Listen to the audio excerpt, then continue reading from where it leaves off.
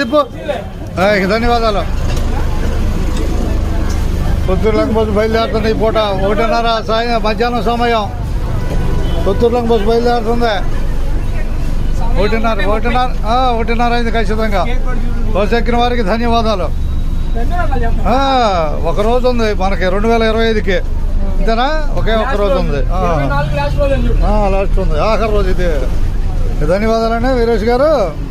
పేరు బాగా గుర్తుపెట్టుకున్నాలే, పేరు గుర్తుపెట్టుకున్నా.